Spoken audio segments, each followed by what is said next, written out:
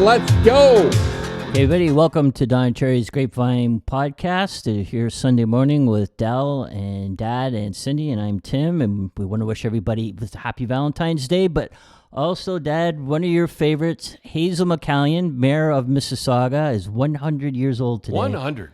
So let me, just before we go quick, the people who don't know who Hazel McCallion is, she's been a mayor forever. She was a mayor forever. 36 years. 36 years in Mississauga. And I think you could probably say she may be the greatest mayor of all time. Well, she is. I say she's the greatest mayor of all time. And the first time I've heard of her was back when I was coaching the Boston Bruins back in the 70s. And what was it, Tim? You know all about that. There was a big train derailment, and there was a lot of chemicals kind of got into the air, and they had to evacuate, I think it was almost 250,000 people. And it was the largest non-wartime evacuation of population, and I remember we were in Saugus watching it, and Saugus, Massachusetts, and there she was on talking about it, and I go, Mississauga. And she had a hat on. She had a hat on. Yeah. And but she's a firecracker, that's for sure. I have to tell you, the very first time, I don't know, I'm going to tell you anything. Very first time, I get a call from her, and I remember, she was about 5'1". And she sounded like she was about 6'2". She says, "This is Mayor Hazel McCallion." Oh, and I just come from Colorado, and Mayor from. She says, "I'd like you to be up at." This was on a Saturday. "I'd like you to go up to Meadowville Arena, and I want you to see." I says, "I don't do day of the game. I don't go any. You're going up there, and you're going." And I better go. And she's actually sounded like Eddie Shore, so. I go up to the Meadowvale, and here was these little girls and girls hockey back then. Nobody paid any attention to girls hockey. I mean, it was like a joke, and I could see, and it was a team from Sweden, little girls from Sweden, and I could see they loved hockey as much as we loved hockey, and from then on, I was the advocate of women's hockey. In fact, Cindy. I think you remember I went down to Kitchener. Yeah. And they honored Rose. For the team that was going to the women's hockey that was going to the Olympics that year. Oh, yeah. And they actually put a rose on their sweater. Yeah. I still have those roses. And I sat with Sittler's wife, beautiful wife, Wendy. Yeah. And I think her daughter was playing that day. And Dell went out. Dell, you went out on the ice, and anyhow, it was Hazel. She says, "You get up there, and better get up there." I just want to tell a quick funny story with Hazel. Well, two ones quick. We'll do it quick. She wanted to go out, and because she played hockey way back in the day, like way back. She was a real, but she played hockey, and she could skate, and she wanted to go out before Mississauga Steelhead game. She always did. So she got her skates on, and we won't say who the coach was, but the coach says, she had to be in her 90s then. And she said, and he was like, "Gee, what if she falls and breaks a leg or something?" He goes, "I don't think you should go out." And she tore a strip off of him.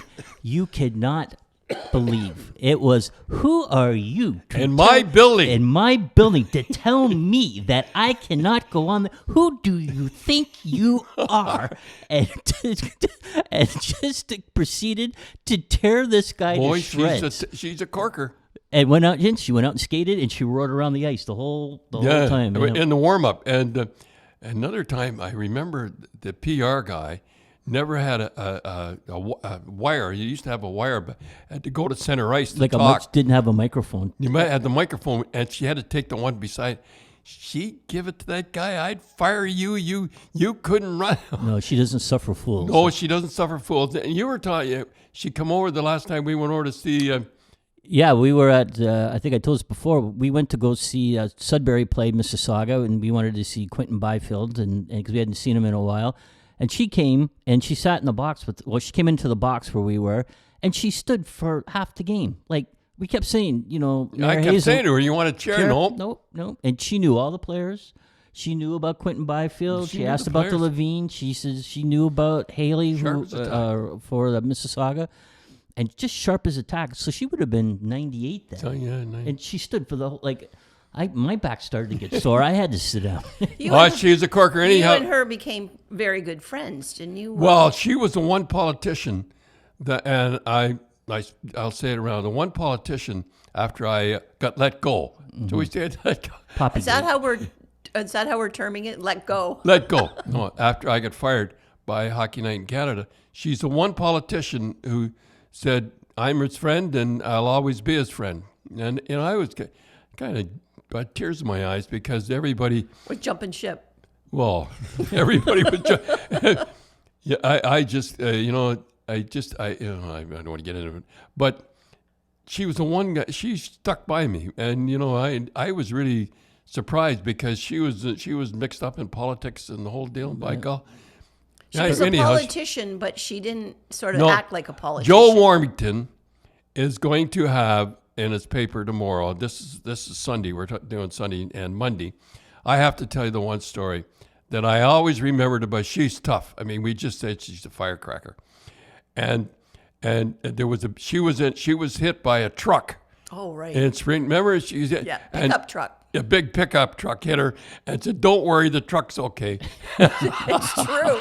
And the guy gets out of the truck and he looks down and there he hit the mayor of Mississauga, 95-year-old woman. Yeah, and she gets up and he said, and in the write-up, it was good. Is the truck's okay?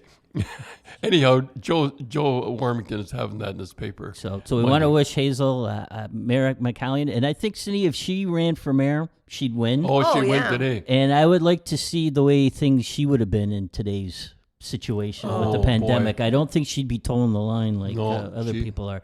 But, Dad, let's talk about it. I think the biggest thing we've ever had in Twitter, the biggest reaction, I think, in the last 6 months is, what do you think of the Las Vegas Knights helmets? We had over close to 1,000 people comment. I could not believe. I thought I was seeing things. I like when I saw them, the players were embarrassed. I hope they were embarrassed.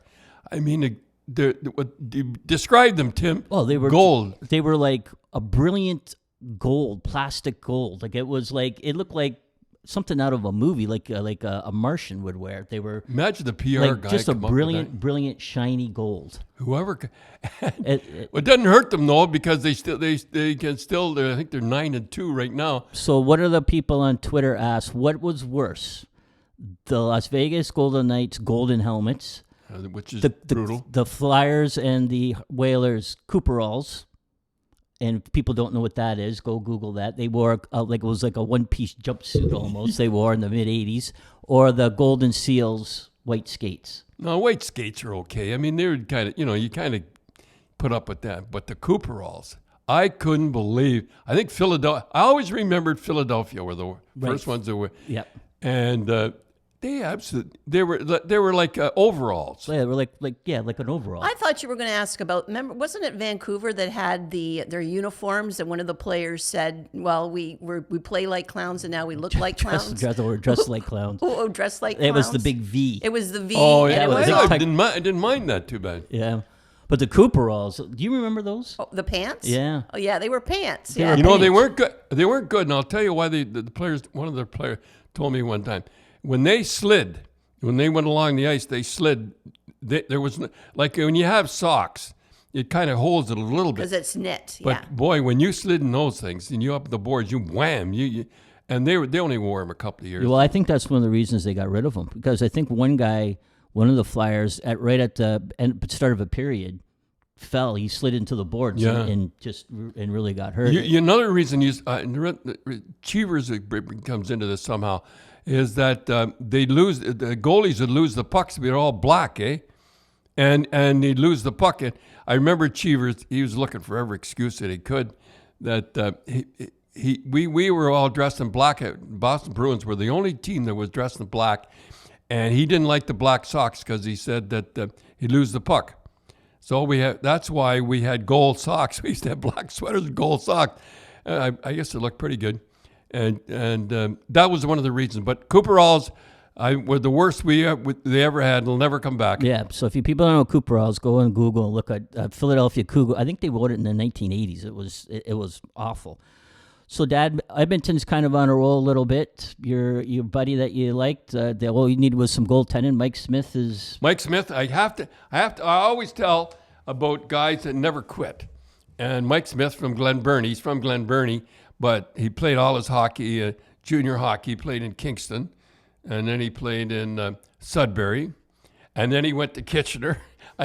So here's the places that he played, and he never quit, and now he's 3-0, and that we're doing this Sunday morning. He played for the Sudbury. He played for Utah Grizzlies in the AHL. He played for Lexington ECHL. You getting all the leagues?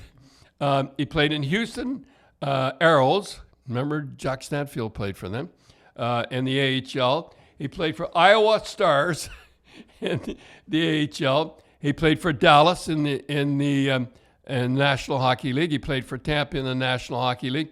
Norfolk Admirals in the AHL again. He made the AHL again.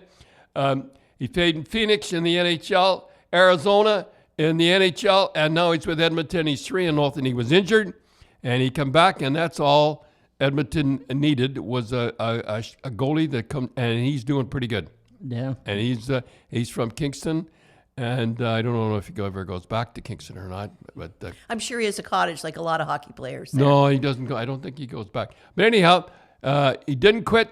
And all you kids out there, if you're listening, or mom and dad, you're listening, he didn't quit. Yeah. The other big news I think that happened, Dad, is Jimmy Rutherford quit as GM stepped down. We'll say I don't like quit. Stepped down as GM of the Pittsburgh Penguins, and Brian Burke and Ron Hextall got hired as president and GM. I'll tell you one thing. I'd hate to get in a fight with those. They got tougher guys with the GM and the president than they have playing. And I'll tell you one thing: they've won two as we speak. And I'll tell you, I remember the thing. Other than Hextall getting he got the first goal. He was the first goalie to get credited with shooting the puck into the net. I know. I always loved when the goalie shoots. He shot it. He was the first guy shot it and scored. Can I ask you, Tim? Like everyone knows this is off the cuff and all that. Do you remember playing stick hockey with him down in Rochester when his mom, because I got to tell you, can I tell you the story when Mom and I were watching the hockey game when Ronnie was playing for, was it Philly? Yeah. And all this. And so just not to jump in. So his dad was Brian Hextall, who was an all-star and a Stanley Cup champion. Yes, and but he played with you in Rochester. His brother. No, that was Brian, his son. Brian.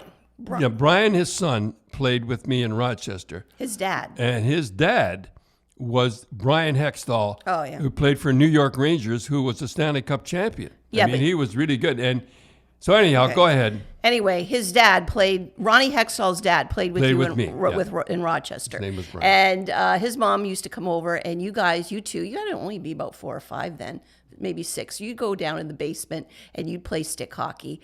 And you guys, of course, he played goal, and you shot on him, and of course scored every now and then. He would get so upset and yelling and screaming and fighting. So, and then the two moms would have to go, if you two can't play nice, that's it. We're going to take those sticks away. Fast forward, 25 years later or 20 years later, Mom and I are watching the hockey game, watching the Philly game, and he was known for always whining to the referees, right? He's very aggressive. Well, he got fights too. But he for a goalie, he had a lot to say. Usually goalies aren't as like that. Well, I remember watching the game. They were losing to Montreal, and Chris Chelios was kind of bugging him, and he just took off. Took out of the net and went after Chris Chelios in the corner. You remember that? Oh, yeah. Yeah, that was the beauty. Well, he was complaining to the referee when Mom and I saw him, and so Mom turns to me and says, he hasn't changed a bit, has he? And you know what? He's a general manager. He's aggressive. Mm-hmm. He was a guy that at heart, he got criticized for not Hart for Philadelphia, the goaltender. He didn't want to rush him, and he got criticized for that. So. No, you didn't like I remember the fight between you and his uncle, Dennis. Oh, Dennis, yeah. Dennis. Well, no, I hardly remember it. Yeah. That was the fight that Mom said that you got into, and Mom, after the game, said, I didn't think a human fist could do that much damage. Yeah, do you remember that? Yeah, I remember that. Yeah. I remember the players coming out. And Rose would be waiting there. And, he's got a beauty this time. She told me later. And we used to go to the place called, I forgot it now. No, I forget. What's it, Downtowner? Downtowner, yeah. Used to go to the Downtowner, and she always had sandwiches for us, and and everything. And John Sweet, I remember the guy's name, John Sweet, and he used to. So we'd pay for the beer and everything naturally, and boy, I tell you, the blood was pouring. It's still pouring. It was seeping out, eh? And the story goes that no way I was missing out on the beer. I should have gone home, put ice on it, and I was taking and holding a napkin, serviette, and the blood was coming out, and there was an empty basket there, and I would just, and as it would come, and I'd be putting it, and I remember a young waitress picked up the basket. It was all full of blood. She screamed. Yeah, I know. I was tough back in those Well, days. I think one thing I remember with Ron Hextall is I think the best goalie fight ever was Oh, him, I and, remember that him and one. Felix Potvin. Yeah, and Potvin looked like a little Cherub. sweet, a little cherub. They call him the cat. And little did I know that he could fight. Holy I don't smoke. think Ron knew he could fight I that don't well know. either. Ron was a great big. There's nothing like seeing two goalies fight, though. Oh yeah, but Potvin can really. He could throw them. I mean, Felix the cat. Yeah, so again, if you haven't seen that fight, Google that. Go on hockeyfights.com and look And up. they, usually they have so much equipment on they can't. But boy, Potvin, he was just He throwing was them so over straight. and under. And I'm over and around and. Well, and the one thing we were talking just a little bit before, Dad, I think the second best, if not the best, goalie fight, I've only seen it once on the internet, was Gilly Gilbert and Dan Bouchard when there was a big brawl in Atlanta back when you were coaching. And boy, I just remember them going. And I keep thinking all the time, Gilly did not like me because I made Cheevers number one. And if we'd ever gotten a fight, holy smokes, Gilly could throw him too. Yeah. And so could Dan Bouchard. Yeah. I mean, you never heard of those guys, but I think I remember about that fight is they both had long hair. And their hair was just going crazy. I remember. It They was pretty. Hair was flying all over the place. they were throwing him. And then I think Gilly landed on top, and they going at it. But I think that was one of the better goalie fights. I think the best fight though. There was so many good fights when the goaltenders get down there, but I think Potvin and Hextall was the best. Okay, Dad, first we want to just say thanks to our sponsor, Spreads.ca. It's a First Nation-owned online casino and sportsbook tailored to Canadians. Sign up now and enter the promo GRAPES, and they'll match your deposit up to $500, and they give you a $25 sports bet. And I took Mahomes, and you took Brady, and I lost. Never bet against the Boston guy. No, but... And he's not from Boston. You say that, yes. But he's a Boston guy. Yeah. Everybody thinks he's a Boston guy. Yeah, but it was. I mean, it wasn't even close. It wasn't even close. No. I think that kid was starstruck, Mahone. I think he was he looked terrible. And Brady back there just fired. It was a piece of cake. Yeah. The funny thing was, like, I know you had the COVID and the whole thing, but so game's over, Super Bowl wins, and they give Brady the Lombardi Trophy. And they just kind of offhandedly said, "Oh yeah, Tom, you're the MVP." Yeah, but who else would win? Yeah, but you think you'd make a little bit of a show of it. It was just just before they throw the commercial. "Oh yeah, Tom, you're MVP." But So you had to talk about the Leafs too. yeah. I have to say that Anderson. I mean, he's out there outshot again last night, and they lost last night. We're doing this Sunday morning, but they lost last night. It was a tough game. Gallagher got it. And Toffoli got his 10th. I think he got his 10th. Yeah, you knew him when he was a little kid. But tell the story about. We're walking along. I should tell that story. I'm walking along. I used to park my car, my Lincoln, a beautiful car. I still got it, by the way, 1983. You've got it stored. And so I'm walking down, and his dad and him are walking. He's just a little kid. I don't know how old he is. I forget. like 7 or 8. Yeah. Tyler Toffoli we're talking about. Yeah, Tyler Toffoli. And he says, "I'm going to play in the National Hockey League." I said, "Well, that's good. You keep working hard." And I had a card. I must have had a card. But see you in the NHL. And he showed it to me. Or Dad showed it to me, or somebody showed it to me. And he got the tire last night. He got 10th. What a trade that was. Well, I think he signed a free agent, but he's just been on fire. Yeah. And he gets most of his goals against Vancouver, where he come from. I think the big thing in Vancouver was that the players were mad. I just can't believe it. They let the guy like him go. What are you going to do? The guy is a free agent. He goes, it's not Bennington's fault. Yeah. Yeah, not his fault. I mean, the guy he wanted to go to Montreal, close to home, Toronto. Anyhow, he got the goal, and Gallagher got the assist, and he got the winner last night. You can't beat that Gallagher. Yeah, the one thing I kind of wanted to mention too that you're always in, Dad. All 3 goals in the Leaf Montreal game last night, which was Saturday, they were all from dump-ins. Well, yeah, but that's stupid hockey. Why give up? Why give up? What do they say? Why give up the possession of the puck? Well, why give up possession of the puck? And they have a thing on possession of the puck. And it's the strangest thing. I want you people to watch. When they have the goalie out and they're really desperate. They're panicking. Yes, they're they need panicking. a goal. They throw the puck in. The worst, when I played defense, I loved the guy when he tried to beat me, try to deke me like that at the center ice. The worst thing I hated was he throw it in my corner. Now I got to go back and get it. And Your Bruins were notorious for that because those poor defensemen have to go into the corners and they know Terry or John are coming right for them. I Big feel forward. sorry for them. I think Kevin Lowe said it best. He says, and I was in first name basis with everybody in the first row. He said, and I kind of looked at him. He said, my face was always smashed up against the boards. And I still say when you dump the puck in, not Marner. Marner's a little different. You have more, like Rattel, he would never dump it in very much. Or Park had it, or somebody had it like that. But it's funny. We change gears with Marner. Like he just never. Like I always thought, okay, he's not very big, but you just can't seem to hit him. You might get him when he's doing a cutting across center. You'll never hurt him in the corners. You know why? He knows how to go in the corners like Dougie Gilmore, all the small guys, because they're always going to get hit. He'd spin, spin, spin. That's why you go in the corners with him, you'll never hurt him. You might catch him cutting along the blue line. And so, Dad, this is the theory that you're always saying, they take the hitting out of hockey and everything. When those kids are small, and this is a mom speaking, I mean, my kid played hockey, the parents have to realize those kids learned how to take a hit. Now they wait till, how old are they now, Tim? 10, 12 years 12, old? I think. No, it's even. Yeah, I've been a little bit older. I think They don't know how to take a hit because it won't be instinctive. It's not hitting.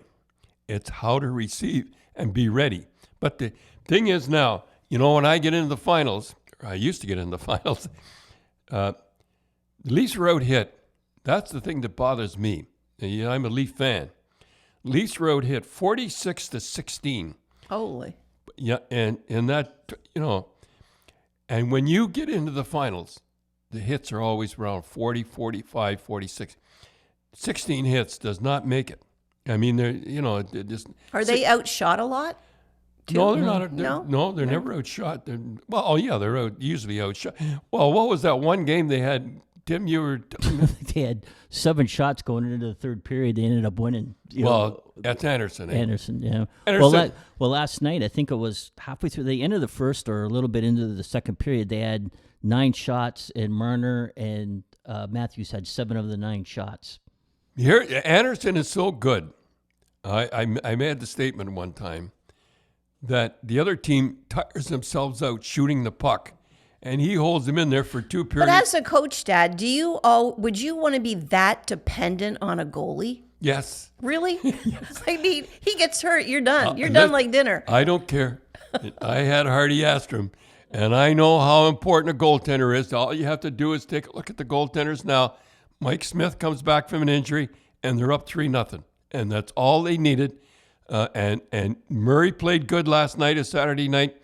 If he had played like he did, like he used to for Pittsburgh 2 or 3 years ago when they won the championship, they'd have won half the games. Yeah. Do they pace him? Like, I don't watch the Leafs that much. Do they pace him? No, they thought he was going to jump back, but he didn't. But he did last night. Well, yeah. Well, Campbell's their backup goalie's hurt, so Anderson's been playing. And let's go on another thing. I know people don't like to talk about it, but Bruins are second in the fights. Yep.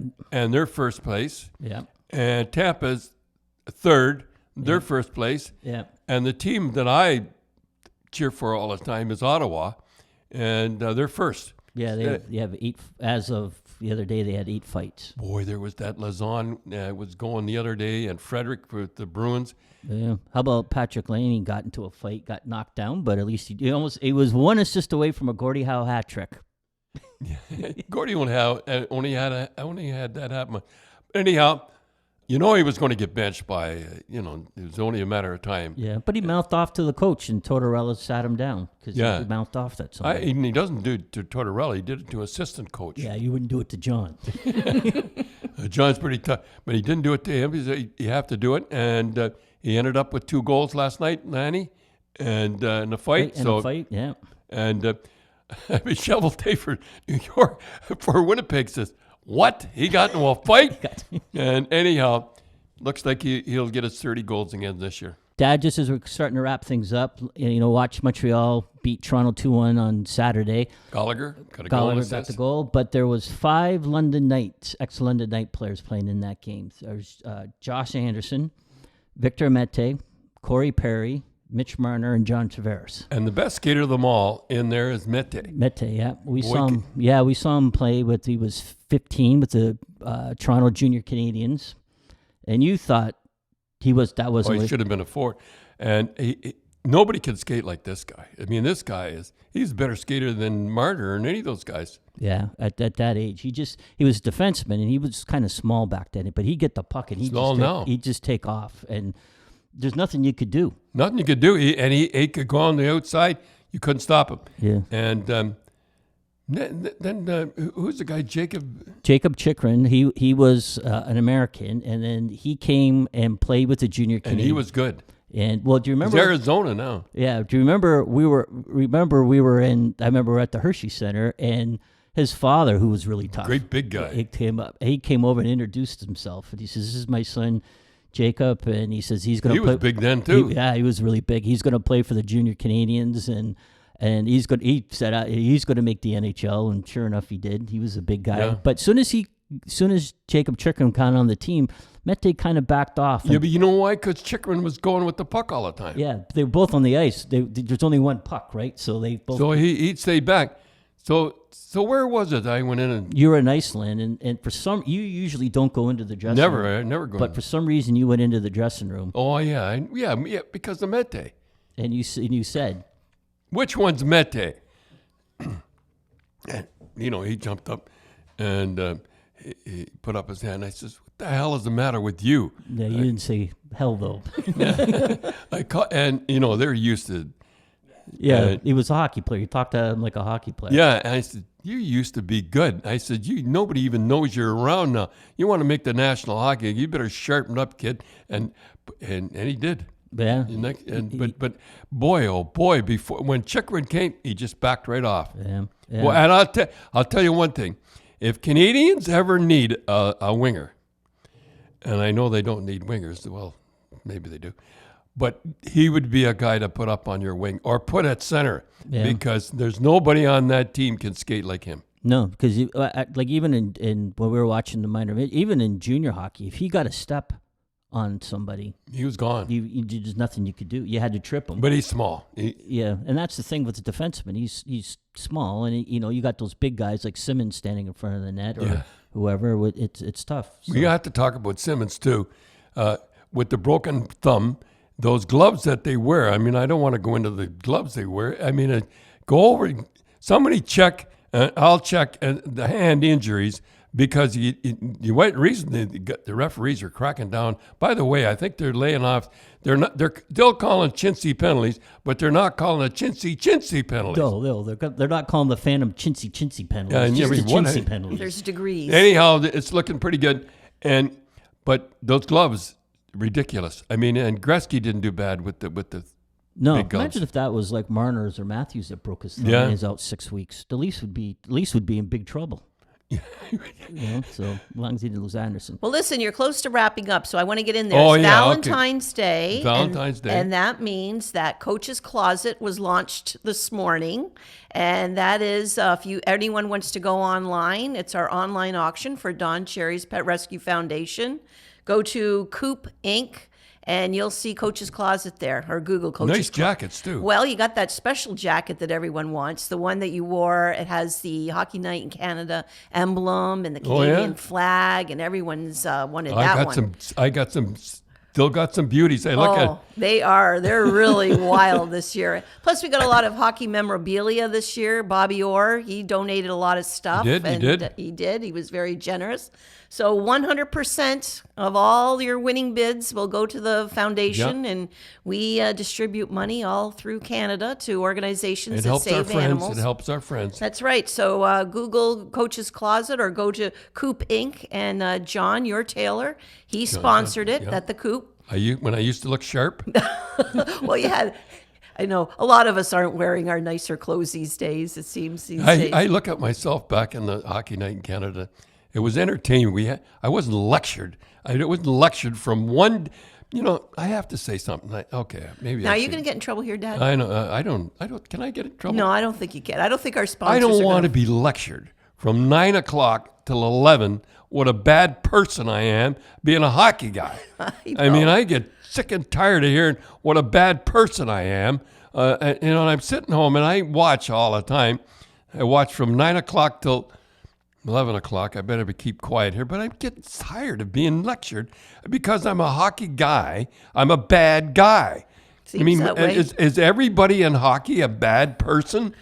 I know. Anyhow, that's all I got to say. That's why people click off. I mean, they just don't want to listen to it anymore, how bad they are. I mean, this is it. I don't know what it is. Anyhow, I want to say we had a grand time today. Happy birthday to Happy birthday to Hazel McCallion. She's the best.